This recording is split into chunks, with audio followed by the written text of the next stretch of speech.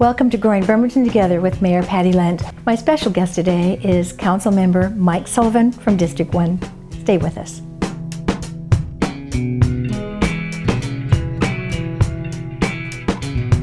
Welcome to Growing Bremerton Together with Mayor Patty Lent. I have a special guest today, and it's one of our city council members, Councilmember Mike Sullivan. He's in District 1. We're going to learn about his background and what he hopes to see happening in the future of Bremerton. Hello, Mike. Good morning, Mayor. It's good to have you on the show, and let's talk a little bit about your upbringing, where you were born. I know you've got a military background, and then how you landed in Bremerton. Well, I was actually born in Chicago. My father worked for government contractors. We went from Chicago to Buffalo, and something I've been aware of, particularly this past year, is that the 10 longest years of my life were the 5 winters I spent in Buffalo. We transferred out here to the West Coast in 1962. He worked for Sylvania, and that put me in the Bay Area. And then my career as a professional gambler took a permanent setback in 1969 when I pulled number 86 out of the fishbowl for the draft lottery. I wound up in the Navy, was transferred here in 1983, loved the area, and I've been here ever since. And I know that you have that same respect for our current Navy and military that's here. Yes, I do. I was at the last evening, I was at the welcome reception for Captain Ring and the crew of the USS Nimitz. Mm-hmm. Very, very impressive crew. They are, and we do a lot of things with our Navy. Now, you've been in the military, but what got you interested in being a public servant and an elected official? I was working at home, about 5 years ago, I was working at home in my backyard one day, and my wife came out with the phone in her hand, and she says, "Mike, there's a phone call here I think you should take."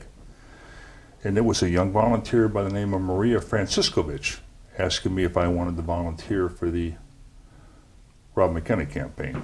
And at the time, I had no interest. I didn't see myself in the political world at all. And I started out pounding signs, making phone calls, was very, very active in his campaign. And then the seed began to grow. I can do this. And then I was approached to run for District 1. And it wasn't until the first debate that the real passion began to rise in me, when I realized that I can make a difference. There are things I can change. The first was a push to eliminate the ban on drive-through lanes on Wheaton Way. Mm-hmm. And since then, we've seen a new McDonald's, a bank. And I'm drawing a blank on the coffee shop go in. Right. That is a busy area, but also Lyons Park is in your district. Yes, it is. And Jim McDonald was a one-term council member before you. Mm-hmm. He didn't run again, and so it was a perfect time for, like you say, for you to step in and see how you could do things about your neighborhood. One of the real joys of working in the city council is I get to meet some very, very special people. You say Lyons Park, what comes to mind is Rick and Ruth Richtmeyer. Mm-hmm. And the wonderful job they're doing bringing people together to keep the shoreline of Lyons Park clean, because it's a never-ending job. You know, before you, and even before or during the time that Jim McDonald was on the council, that park used to be a parking lot. And we had poplar trees right along the bank, and then lots of cars. So what we've been trying to do throughout the city is remove that parking image and making it so people can actually enjoy it. So the city wasn't very well liked when those trees were coming down. You become accustomed to things that exist in your neighborhood. And they said, "You're not going to cut down those poplar trees." That lasted for about the time that we were talking about it, the time that they were being cut down. By the time we opened the park, people were enamored. It's almost 1 mile to walk around the park. The kids can play on the shoreline, and they can find crabs and all the things that they weren't capable of doing or able to do because of that parking area. Part of the beauty of being involved with the growth in the development of the city is you have passions on both sides, and that's what makes it all worthwhile. That's what makes it all change. Diverse city population. Okay. I was driving through, I hadn't been in office but maybe 2 months when I saw one of my citizens, District 1, with his electric wheelchair going from just off of Rickey Road on up to Sheridan. And that was when I saw that we had to do something with a few of the sidewalks to get some kind of a plan in place.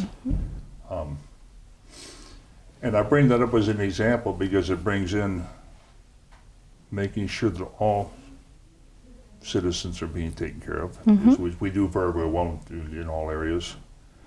And the trade-off with the trees, because it was trees that had done the damage that caused the repair. That doesn't mean that I want to chop down every tree in town. What I am saying is that it's part of the equation. And I know you support the tree committee. I do. We started that.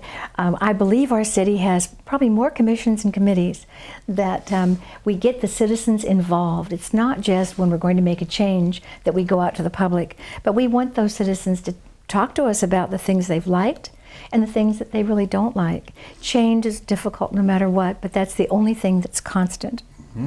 Now, businesses. I know that you'd like to see more business and retail and commercial in the city. Your wife works for an amazing company that we want to keep in Kitsap County, and that's Avalara. Yes, I will not begin to understand all of what they do, but their motto is they make taxes less taxing. It's a very, very diverse tax. And it's a software company that has broadened not just in Kitsap, all over the state, and I believe it's global now. Yeah, I don't know. I know that throughout the United States. I don't know where they. Well, actually, the U.S. and Canada, I know for sure. Past that, I really don't know. So that's one of the neat things. We're talking about getting people from here to Seattle, and Avalara has talked about they believe there's a larger work base in Seattle because of Microsoft, Google, and Amazon. We've got young people that are into that IT and technology. And so a fast ferry would be good for people that needed to get from here to Seattle or vice versa in working.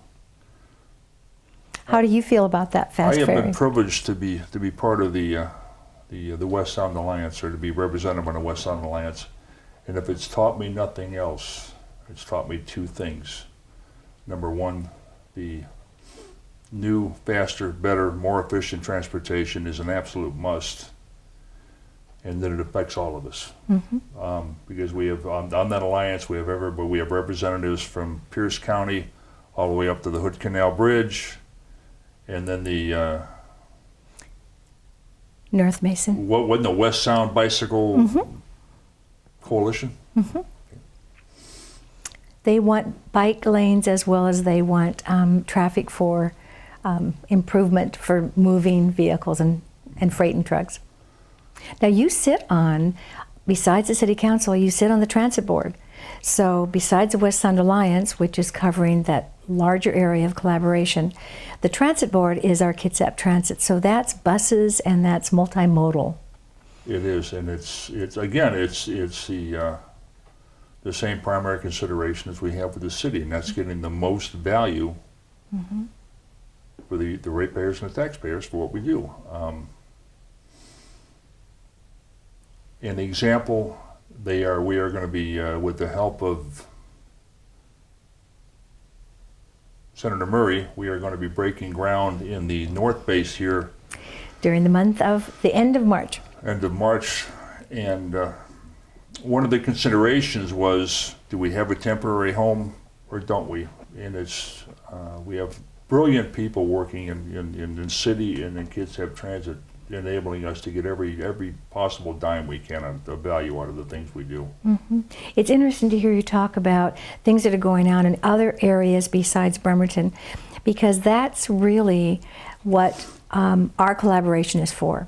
When we are one of 4 cities in the county, and we work with the county and with the Navy, with the port, we've got a lot of people that are concerned about the growth of our city, the transportation needs, and the things that we want to move forward. Indeed, and it's a never-ending tug of war. It's a never-ending pull. Mm-hmm. But, I think in the end, what gets done is what's best for the city, what's best for the county. Now you're also getting involved in the community. You've recently joined the Bremerton Central Lions Club, and I'm a member of that club as well. That's one of the older ones. They're celebrating 90 years of being in operation. The nicest thing about this particular civic club is that my husband's uncle in 1933 was the president. And so I was also a president. But we were able to receive a campground. We sold it. We invested the money. So the Bremerton Central Lions has provided, over these 90 years, well, really since the 60s, over $700,000 to the community. And we still have $700,000 in a bank account, drawing interest and affording us a future, a sustainability, and doing more things in the community. I have been in a number of civic and fraternal organizations. The Lions is by far the most productive of the ones I belong to. And they're busy people, aren't they? They are. You know, coming up, we have our Armed Forces Day Parade in May, and we have a pancake breakfast that I personally have worked on for the last 20 years. So I know you're going to be up early and part of that pancake breakfast. I will. I'm looking forward to that. That parade was, I had the privilege of being with the parade delegation at the last parade. Our Sister City program. Yes, and answering questions for them. And sitting back explaining the process to our guests gave me a new appreciation of the complexity and the size of the parade that goes through there. With your military background, you probably had lots of answers for them. They've never been here in May. They've normally come in April or in September, so it was wonderful for them to experience our military association. They were truly wonderful people. The more we're different, the more we're the same. And told a real short story. I was in your conference room with them. To say I was nervous would have been an understatement. The first time I've been with, in a government. 46 of them. Yeah, 46 of them in the room. Being very, very careful I don't say or do the wrong thing. When a lovely man, I've forgotten his exact name. I could not probably pronounce it if I did remember it. We've been presenting the letter openers. And he made a joke with one of them, just kind of broke the ice. And I thought they're just like we are. There's regular people, Our gift this year was giving a letter opener that was engraved with the 45 years of existence, having that Sister City program. Now, Mike, you've really moved up in council. Your second year being elected, and you're already the vice president of the city council. So leadership is something that you take very seriously. I do. It's if you're not going to lead, get out of the way. That may sound blunt, but that's exactly what I believe in. And we all have our passions. Everybody has their pet cause or their pet causes. The trick is to be able to work together for the common good and get things done. No man is an island, as the quote goes, and you can't run around individually doing your own thing and ignoring the team. That just does not work. The one thing that I've realized in my elected position as well is city government, the council members and mayor are all nonpartisan. We have values with our parties, but the reason we're nonpartisan is that our entire population is who we represent. So you just mentioned the common good for those that are in need of having attention, or where we have to take and see how we're spending our dollars, those tax dollars that are so precious. Roads, safety, welfare, the things that people need that government provides. So you're learning, I think, some new things, and I know that you're pretty involved with Association of Washington Cities. That organization represents the 281 cities that are in Washington State, and you've been to, I think, in both your terms, their Olympia. They go to Olympia and lobby, and they have a conference down there, and you've been to both of those. Yes. What do you think is the primary thing that we do with AWC? The legislative days, I think, is a primary. It is, and something I've learned being a councilman. It is a lot harder to tell somebody no, or a lot harder to ignore somebody when they're that close to you. And being during the legislative days, we have the opportunity to take the causes of the citizens of Bremerton and present them directly face to face with the legislators, and let them know firsthand what our concerns are. And it's nice to have the body that has one voice. And that's one of the things that you've done very well when you talked about teamwork with the council. When you realize that there's a number of people that want something, and when the majority of council feels that is a direction to go, then you are on that team. As we mentioned earlier, I'm relatively new to the political game, and as I was preparing, you get this image of who in the background wears the white hats and who wears the black hats. Nobody talks about it, but everybody does it. And if somebody would have told me 2 years ago who my closest allies were going to be on the city council, I'd have called them crazy. You know, that it does not matter whether they are Republican, whether they are Democrat, whether they are Liberty Party, whether they are Green Party, or the party of what's happening now. What counts is that we work together and to get things done for the common good. Mike, how do you see the future of Bremerton? You have a part in it. We need some growth. We're coming back from a real downturn in the economy. And so now we've got some decisions to be bigger and better. I think one of our biggest challenges is most efficiently using the money for the infrastructure and the roads. And I have been in office now for about 15 months, and I still would not claim to tell you that I understand all of the cash flow and everything else that goes on with, from the time it is taxed until the time it comes back. It's a very, very complex process. I see a lot of work on the infrastructure. I was happy to hear that sometime within the next 5 years, I think one of the next major legs of the walking tour, the walking party, is going to be coming down from Laura Wheaton Way and down Lebo. Down to Lyons Park. And I'm going to ask the people in the district want to be patient. It is coming. It may not be tomorrow, but it is coming. That's great. We are, when you talked about walking, you actually did a walking tour with Community of Economic Development. And the city has a mandate from the state. When Growth Management Act came into being in 1991, we have certain restrictions, criteria, and mandates that each city and each county in the state have to complete.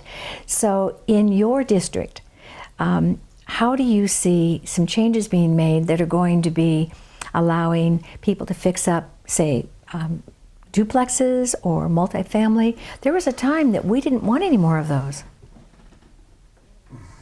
That's a hard one. The area closest Lyons Park is by far the most challenging. It was built first. The roads are in the worst condition, and it's almost all rental.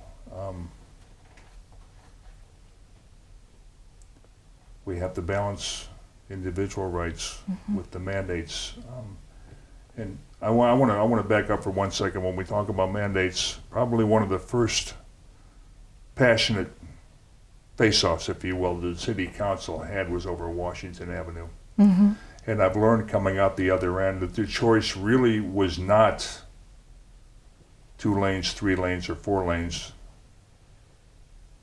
The decision was, do we want Washington Avenue to be improved at all or not? Because we could not have done it without the state money. And one of their mandates is they look, their big picture being the entire state, they're looking at the survivability, the walkability, the Connection. sustainability Correct. of the city. We're going to have to close in a moment, but you bring up so many amazing things that are happening in the city. We're going to pave that Laura Wheaton Way before we start digging up Washington. So we're trying to get areas where people can actually move around the city before we start the next. Since you've been on, we've had lots of construction and lots of changes. We have. I think you've been a part of that, and I appreciate you being my guest today. Thank you, Mayor. On Growing Bremerton Together. I have to tell you that Mike's only the third one that we've talked to. We have 7 council members, so look forward to our next time with Growing Bremerton Together and the Mayor, Patty Lent.